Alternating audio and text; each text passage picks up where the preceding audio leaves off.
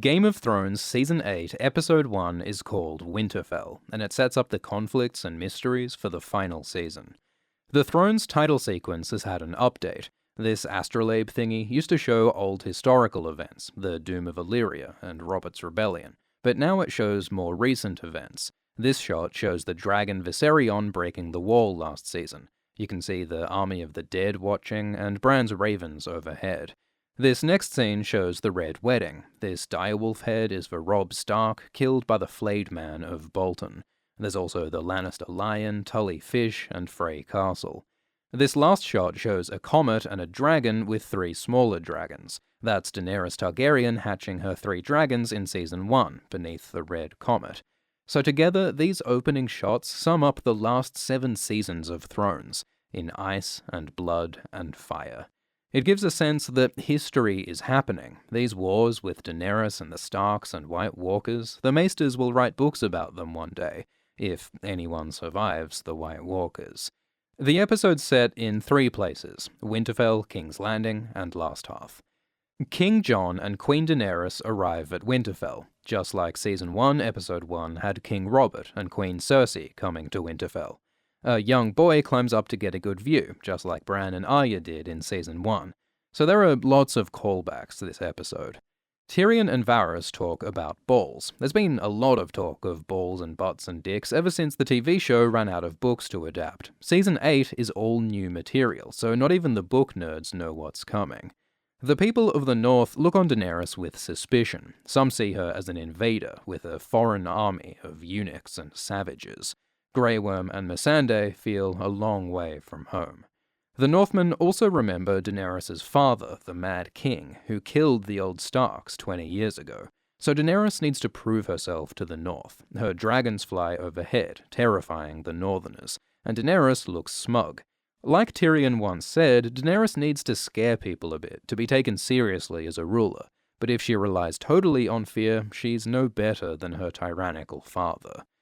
Jon warmly reunites with Bran, and he says that Bran's a man now, like he is all grown up, and Bran says, almost. Because Bran isn't quite Bran anymore. He's become the Three-Eyed Raven, a magical consciousness of the old gods that gives him visions and powers, and the Raven is not entirely human. Bran acts really weird this episode, with lots of ominous stares. It may be that because of Bran's visions, he knows everything that's going to happen, and he's guiding everyone along a predestined path, even though he knows that there's tragedy along the way. That's kind of what the original Three-Eyed Raven did. In the books, he's called Blood Raven, and he does terrible things for the sake of prophecy and the greater good. Go watch that video. But the point is that Bran's magic is powerful, but it comes at a cost. There's a big meeting, and there's tension between Jon, Sansa, and Daenerys, because it's not clear who's in charge. Sansa is the Lady of Winterfell. She's been here running things while Jon was off fighting zombies and rooting his aunt. Jon is king in the north, but he gave up his crown by kneeling to Daenerys. The Northern Lords chose Jon because they want a strong, independent north. If Jon hands the north to a foreign queen, they're not going to support him. Jon and Tyrion argue that the titles and crowns don't matter. The White Walker apocalypse is coming, and they need Daenerys to survive. Tyrion says that Cersei's army is coming to help as well, and the Northerners hate the Lannisters because they just fought a war against them. Also, Sansa points out that there's not enough food for everyone. There's not much point surviving the zombies if everybody starves. So, at Winterfell, the forces of ice and fire and Lannisters are coming together, and they don't get along, but they need each other to survive. Tyrion and Sansa reunite. They were married for a while, until Joffrey died and Sansa ran off, leaving Tyrion to be accused of Joffrey's murder. Sansa apologizes for leaving him hanging, but they both survived. Sansa thinks Tyrion's an idiot for believing that Cersei would help them, because of course Cersei is actually planning to betray everyone. She tricked Tyrion. Tyrion used to have all the best strategies, but he's made a lot of bad mistakes lately. In Season 6, his peace deal in Meereen failed, in Season 7 his war plans failed, and now his supposed alliance with Cersei will fail. Tyrion's identity and self-worth are built on his smart political plays, so if he continues to fail, who is he? Arya and Jon finally reunite after 7 seasons apart. They were close growing up because they were both misfits at Winterfell, Jon as a bastard and Arya as a tomboy.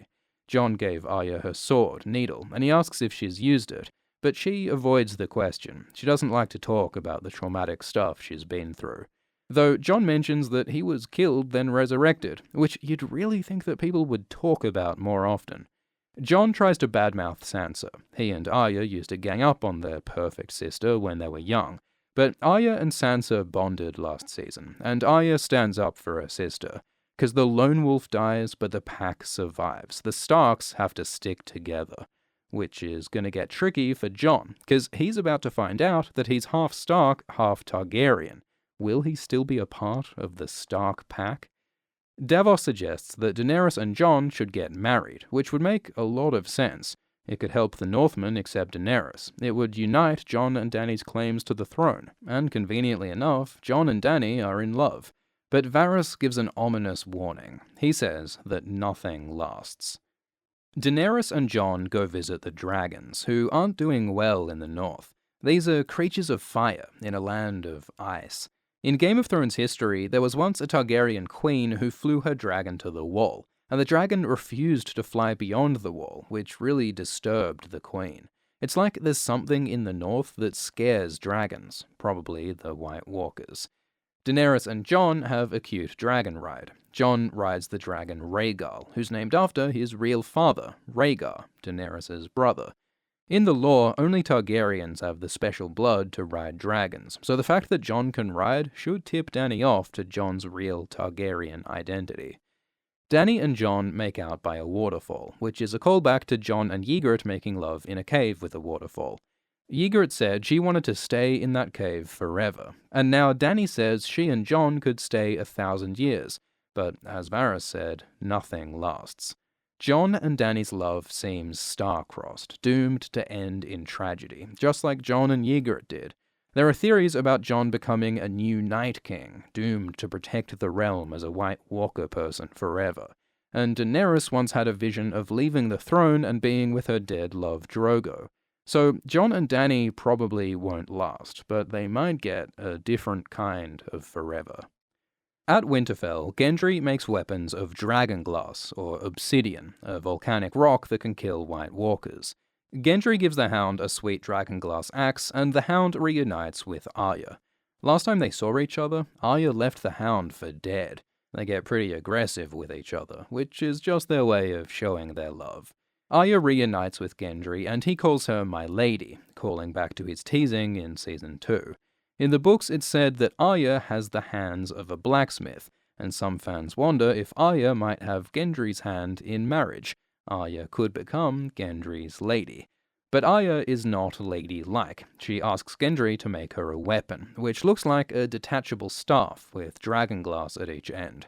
We saw her using this weapon in the trailer. The Faceless Men trained her to fight with staffs. Sansa tells Jon that a Northern Lord, Robert Glover, is refusing to help the Starks because Jon gave up his crown. So this proves Sansa's point. Jon's submission to Daenerys has made their family less powerful. Of course, Jon is also right that Daenerys' dragons are needed to stop the White Walkers, but Sansa points out that Jon's relationship with Dany is not purely political. He loves her, and that could be a problem, because as Aemon once said, love is the death of duty. Jon might find it difficult to do things that are good for the realm, but not good for Daenerys, like if, say, Jon has to sacrifice Daenerys to save the world. Jon and Dany's arcs are all about balancing their loves and loyalties against big political and magical problems. In the endgame, will they choose love or duty? Daenerys and Jorah visit Sam. Daenerys thanks him for curing Jorah's embarrassing skin disease last season. But then Sam finds out that Daenerys killed Sam's father and brother because they wouldn't submit to her. Sam's dad was a cunt, but Sam loved his brother, so Sam is filled with grief and anger at Daenerys. And Bran chooses that moment to get Sam to tell Jon the big secret of his parentage. Jon's down in the crypts by the statue of Ned Stark, the man who Jon thinks is his father, but Sam tells him the truth. Jon is the son of Ned's sister, Lyanna, and Jon's father is Rhaegar Targaryen, Daenerys' eldest brother. Jon's real name is Aegon Targaryen, and he's the rightful king of Westeros, ahead of Daenerys.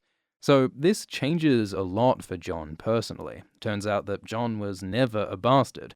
The man who raised him isn't his father, and his girlfriend Daenerys is actually his aunt.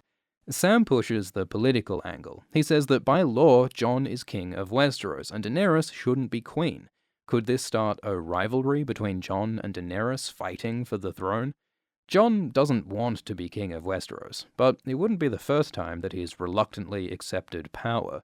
Sam asks if Daenerys would ever give up her crown. Would she sacrifice the throne that she's been fighting for all this time? The answer is probably yes. We saw that vision in Season 2 of Daenerys turning away from the throne. Jon and Daenerys may sacrifice what they desire most. Jaime Lannister arrives at Winterfell, looking a lot less blonde than he did on his last visit, and Jaime sees Bran. Last time they met, Jaime pushed Bran from a tower, crippling him, and beginning his journey to become a psychic tree wizard. So how will Bran react to Jaime? Maybe he'll be distant and indifferent like he was seeing Jon again, but maybe not. Because after Bran's fall, he didn't remember Jaime pushing him. In the books, the Three-Eyed Raven specifically deletes that memory from Bran's head. Maybe seeing Jaime again will remind Bran of his fall, and of the boy that he used to be. This is also a danger to Jaime. If the Starks find out that Jaime crippled Bran, as well as killing Daenerys' father, Jaime might get a warmer welcome to Winterfell than he'd like. So this is more tension and drama to distract from the real war between the living and the dead. Down in King's Landing, Cersei learns that the Wall has fallen, so now there's nothing between Westeros and the White Walkers. And Cersei is happy about this. She figures that the Walkers will kill Daenerys and Jon, so it'll be easier for her to hold the throne. Cersei is so psychopathic that she welcomes the zombie apocalypse. To help her hold power, Euron Greyjoy brings her Harry Strickland and his mercenary army, the Golden Company. Cersei is mad that the company didn't bring war elephants. It is weird that the show even mentions the elephants if we're not going to see any. Maybe the effects budget ran out and they're just making a joke of it. Or maybe the elephants will come later. The Golden Company has a complex history in the lore which is probably not relevant to the show, but the company has famously never broken a contract. So maybe, for the first time, the company will break contract and betray Cersei. Maybe she'll end up on the wrong end of an elephant. Cersei has sex with Euron. He asks it as a condition of their alliance, but she might also have some actual attraction to his arrogance and recklessness. Euron's kind of like Jaime was before he got all honorable, and Cersei tends to choose lovers who remind her of her brother. Cersei cheats on Jaime with several men in the books, but Jaime has only ever slept with her. Euron says that he'll get Cersei pregnant, and she has an emotional reaction. Supposedly, Cersei is already pregnant with Jaime's child. That's why she didn't drink wine last season, and that's how she convinced Tyrion she'd help the North. But now she is drinking wine, and she's upset at the mention of pregnancy. So maybe Cersei has lost her child by miscarriage. Or maybe she's still pregnant and she's going to claim that Jaime's child is Euron's. Or maybe she was never pregnant. Cersei once said that a woman's weapon is between her legs. She uses sex and her body to manipulate people. Bronn enjoys the company of some prostitutes. He brags about having shot a dragon last season. And the women talk about soldiers they know who've been hurt. They mention a ginger named Eddie, which is a reference to Ed Sheeran's cameo last season. Apparently, Dany's dragon burned his eyelids off, and Eddie was a nice guy. Arya made friends with him. So this is a reminder of the human cost of this war. It's hurting good, innocent people, and Ed Sheeran. Bronn is interrupted by Qyburn. He says that Cersei will pay Bronn lots of gold to kill Jaime and Tyrion, using the crossbow that Tyrion used to kill their father Tywin. Cersei has wanted Tyrion dead for years, but this is the first time she's moved against Jaime. Jaime is her twin. He's all she's got left. Wanting him dead shows how far gone Cersei is. Maybe the reason Cersei was emotional earlier was because she's ordered the death of the father of her unborn child. So, what will Bronn do? Bronn has always said that he's just in it for himself, and he'll kill anyone for the right price.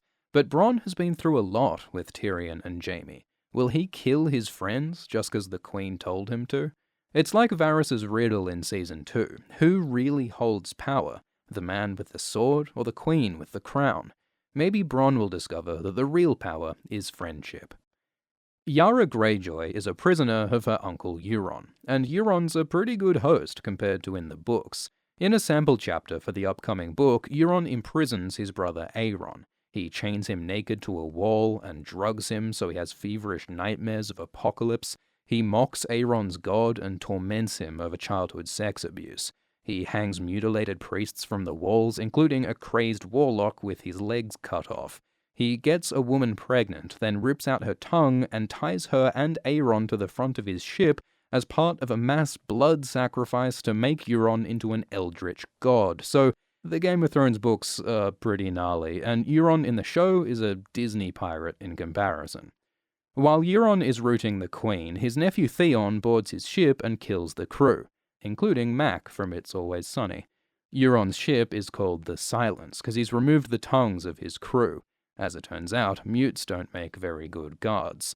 Theon rescues his sister Yara, and she headbutts him as payback for leaving her with Euron in the first place. Yara had once tried to rescue Theon from Ramsay. Now Theon has returned the favor. Yara heads home to the Iron Islands, while Theon heads to help the Starks. Theon had once betrayed the Starks, so now he's trying to make amends, to redeem his crimes and failures one by one. He's still a traumatized, broken man, but what is dead may never die, and Theon can still do some good. Far in the north, Last Hearth is the closest castle to the Wall. This is the home of young Ned Umber. Sansa sent him there to bring his people to safety, but it was too late. The White Walkers came and killed everyone, raising the dead as whites and marching them south. Remember that White Walkers are the ice demons and whites are the zombies. They're different. Beric, Ed, and Tormund meet at Last Hearth. The Night's Watch and Wildlings used to be enemies for thousands of years, but now they're allies and friends. They find that the Walkers have left them a message. Ned Umber is pinned to a wall in a spiral of corpses. Ned comes back as a white, so Beric burns him. The Walkers have made corpse spirals before, because the spiral was a symbol of the Children of the Forest. The children created the Night King, the first White Walker, at a tree with this spiral shape. So now the Night King is recreating this spiral as a sort of blasphemy against his creators. That's what the writer of this episode said anyway. So it seems like the Night King is angry at his creators, like Frankenstein's monster. He never asked to be made into an ice demon, so now he wants to punish the world for making him what he is. This spiral represents his hate, and the burning spiral could represent the fiery magic sacrifice needed to defeat him. So in episode 1, the White Walkers are marching their army of the dead towards Winterfell, but the living are still divided in drama between Starks, Targaryens, and Lannisters. The situation looks grim, but there is hope. When Jon learns his true parentage in the crypts, this might fulfill a prophecy.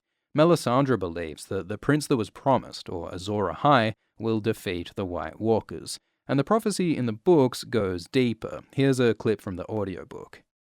When the red star bleeds, and the darkness gathers, Azor Ahai shall be born again, amidst smoke and salt, to wake dragons out of stone. Azor Ahai will wake dragons from stone. One interpretation of this is when Daenerys hatches dragon eggs that were thought to be petrified, turned to stone.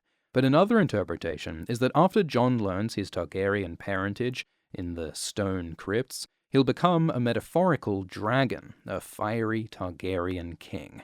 Jon has also been born again, and the red star connects to the red comet. So there are heaps of cool, complex details like this in the Game of Thrones books. Prophecies and mysteries, whole plot lines and characters that aren't in the TV show. And it's easy to listen to Thrones on audiobook when you're in the car or on the train or on Dragonback. You can get a Game of Thrones audiobook free today by signing up for a trial with Audible. Members get a free book each month, and if you cancel, you keep the books. Sign up at audible.com/ASX. Thanks for watching. We're holding Q&A live streams right after each episode of Thrones at about 10 PM Eastern Time. Thank you to the patrons, including Peter Meehan, Olaf Emmerich, Jemima Vivian, Jamie Moore, Tim Cunniff, Eileen Clark, Riku Alexi Hainola, Gabrielle, and Cynic John. Cheers.